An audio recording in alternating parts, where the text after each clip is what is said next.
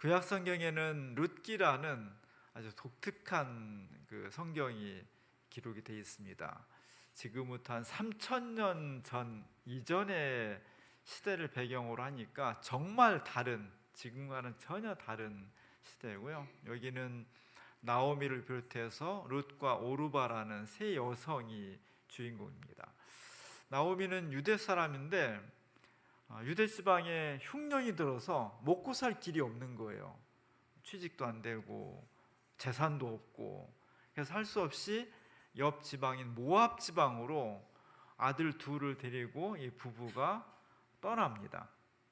지금도 남의 나라에 재산 없이 간다는 것이 어려운데 이 당시로 보면은 난민이죠. 피난민이죠. 여러 가지 불안하고 어려웠습니다.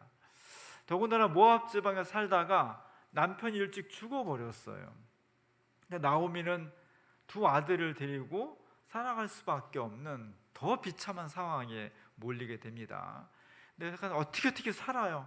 살고 두 아들을 결혼을 시킵니다.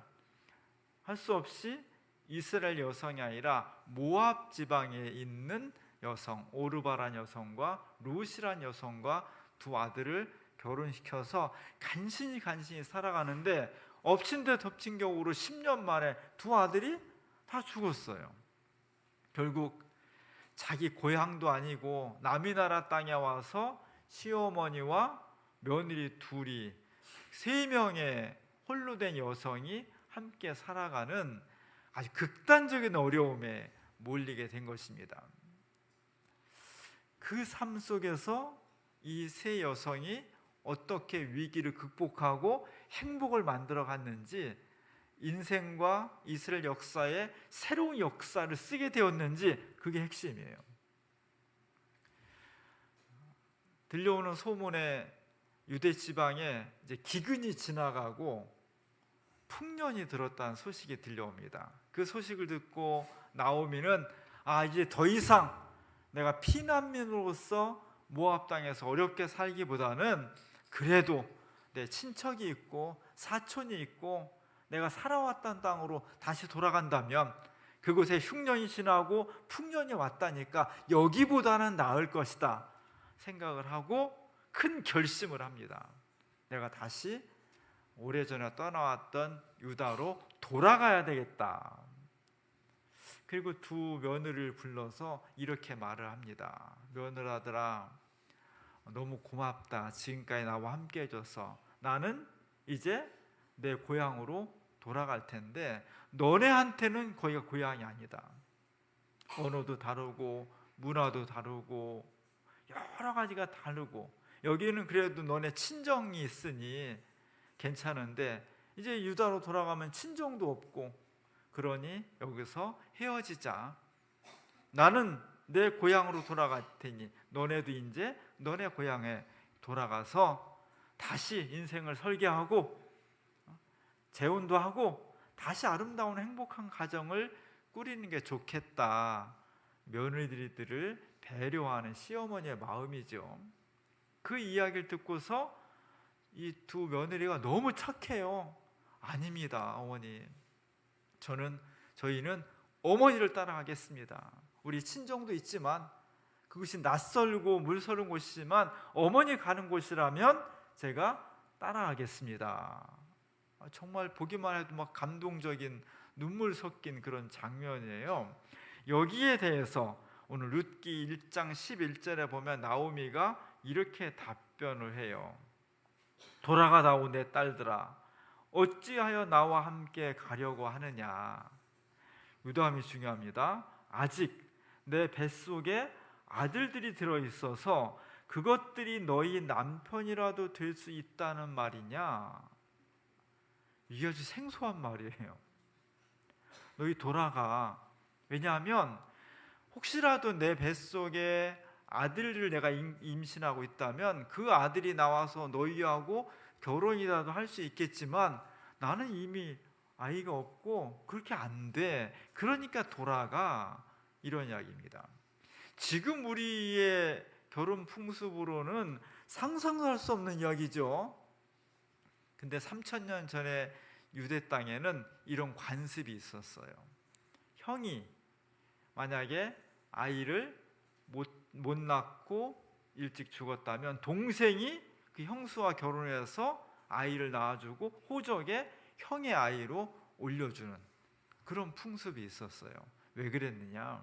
옛날에는 내 존재가 죽으면 끝이 아니라 내 생명이 내 자손들을 통해서 이어진다고 생각했거든요. 그때는 뭐 DNA, 뭐 유전학 이런 게 없던 때예요. 근데 지금 생각하면 조금은 맞아. 그렇잖아요? 우리 자식이 나를 닮지요. 딴 사람 닮으면 안 되잖아요. 그러니까 내 생명의 어떤 부분이 내 자손을 통해서 이어져 가는 거죠. 그런데 만약에 그 자손이 단절이 됐어. 그러면 내 생명이 끊어지는 거죠. 그래서 피를 나눈 형제가 우리 형이 아깝게 자식이 없이 죽었는데 우리가 그 형의 생명을 이어줘야 되기 때문에 그렇게 형수와 결혼해서 아이를 낳고 아이를 낳으면 형의 호적에 입적을 시켜주는 그런 제도와 문화가 있었습니다. 지금 생각하면 말도 안 되는 거죠. 친족 결혼이라고 하는 것이. 근데 그것은 그 당시 풍습이 그렇게 돼 있었습니다. 현대는 이런 것들이 불가하죠. 우리나라는 엄격하게 근친 결혼을 금하고 있습니다. 근데 얼마 전까지도 서양이나 일본 같은 데는 친족 결혼이 일반화되어 있었어요. 유럽에 가장 유명한 유럽의 수많은 왕가의 가문들이 있는데 가장 유명한 가문이 합스부르크가예요. 합스부르크가는 1273년도부터 1차 대전이 끝나면서 이 가문이 망하는 거예요. 거의 700년 동안 오스트리아, 스위스, 그리고 스페인까지 이 넓은 유럽 대륙을, 독일, 이 넓은 대륙을 한 가문이 거의 700년 동안을 지배했다는 게 어마어마한 가문입니다. 근데 이 가문은 자기들이 가지고 있는 권력과 부를 다른 가문에게 주지 않기 위해서 사촌, 육촌, 팔촌 뭐 이런 친족끼리만 결혼을 해야 됐어요.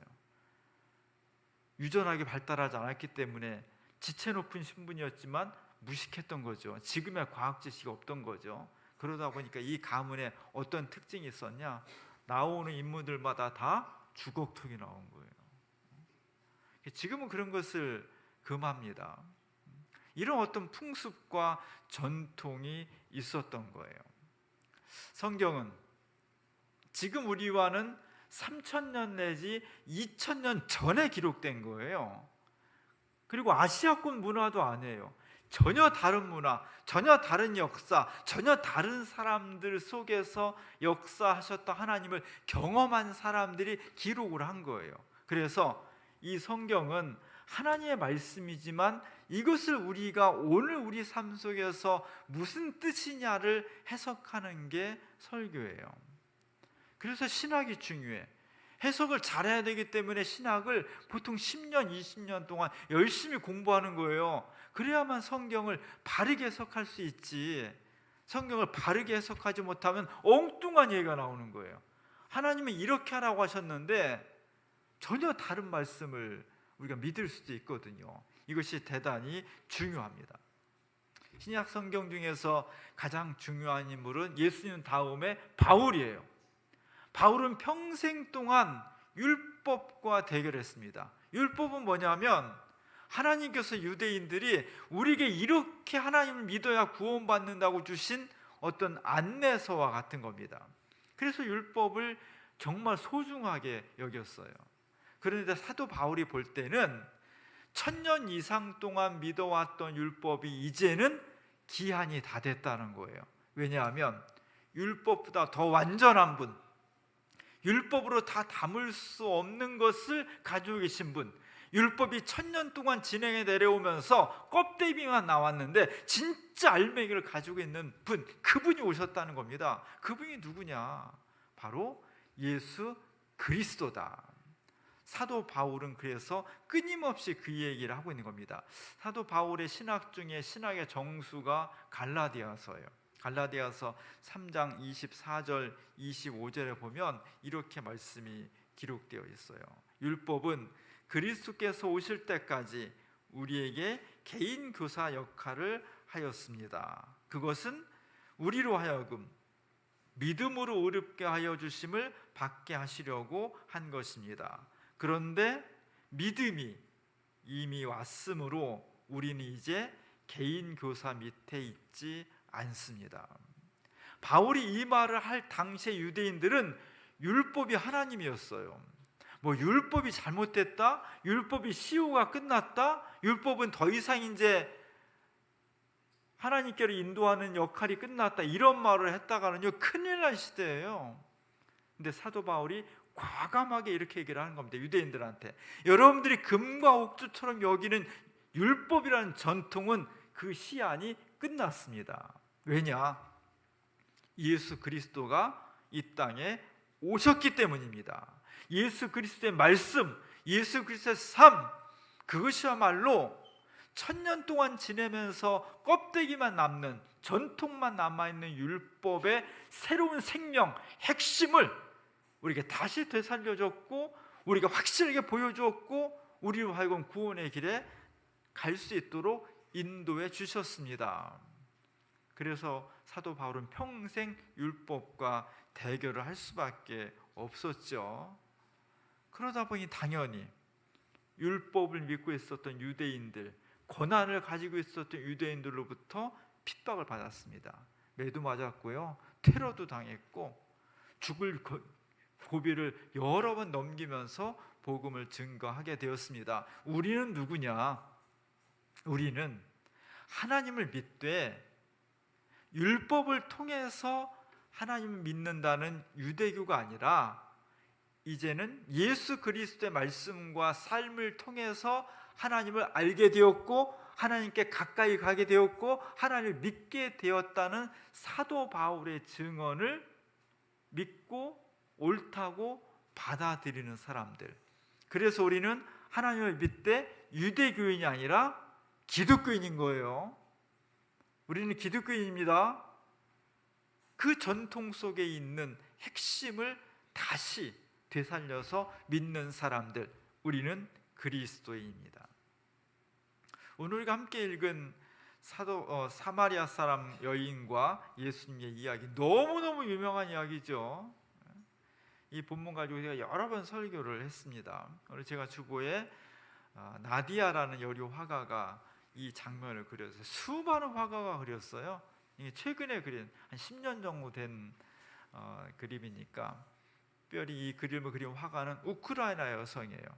10년 전에는 전쟁이 일어날 당시는 아니었지만 지금 이 화가는 우크라이나에서 어떻게 살고 있을까? 참 힘들게 살고 있겠죠. 그래서 제가 더욱더 애정을 가지고 이 그림을 선택을 했습니다.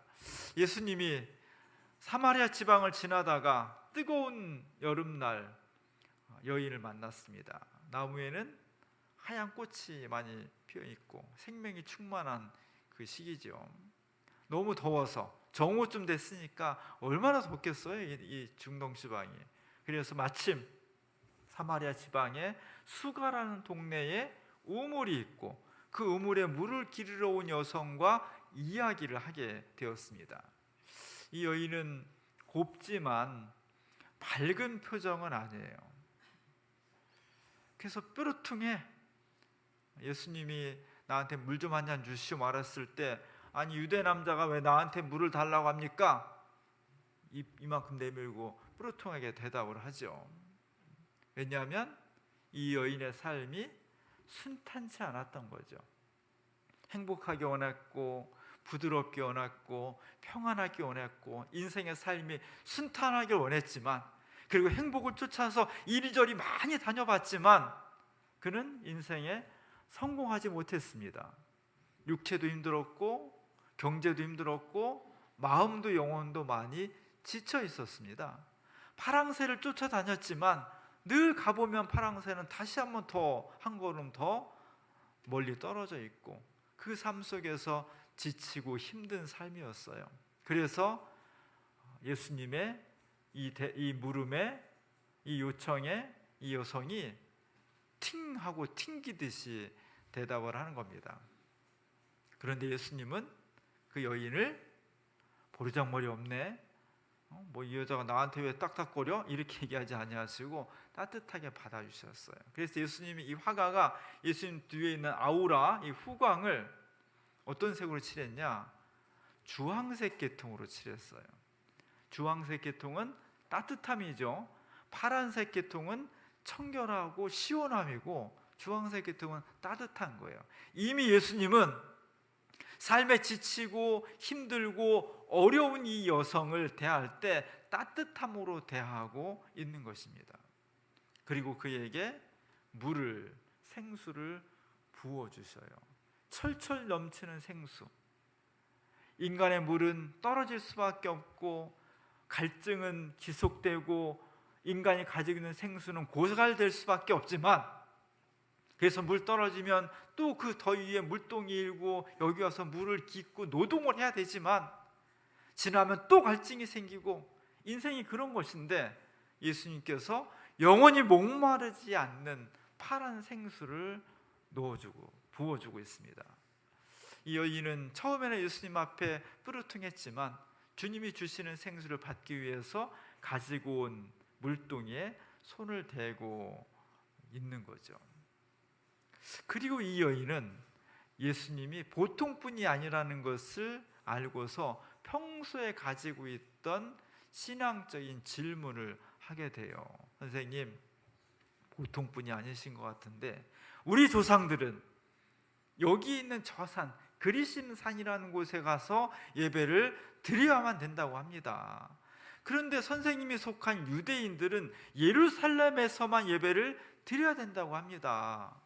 이건 이 속에는 이스라엘과 사마리아의 역사적인 사건들이 있습니다. 어쨌든 둘로 나눠져 가지고 사마리아는 그리심산에서, 유대인들은 예루살렘 성전에서 여기서만 예배를 드려야만 하나님 받으신다라는 게 오랫동안 내려온 전통이었어요. 거기에 대해서 오늘 이 여인이 의문을 제기한 겁니다. 어떤 게 맞을까요? 양자택일이죠. 근데 예수님께서 전혀 새로운 대답을 해주셨습니다.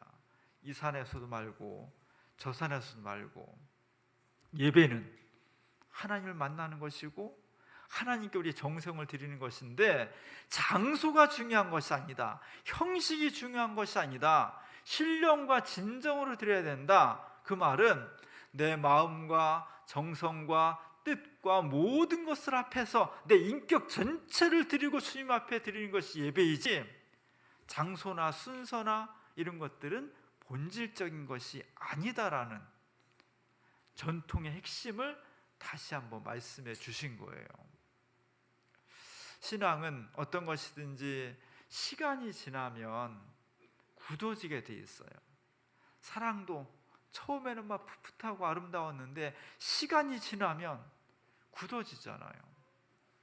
유대인들이 하나님 만나는 방식이 예배를 통해서, 제사를 통해서 만나는 것이었는데 시간이 지나면서 이것이 굳어져 가지고 껍데기만 강해지고 알맹이가 질식되어 버린 거예요.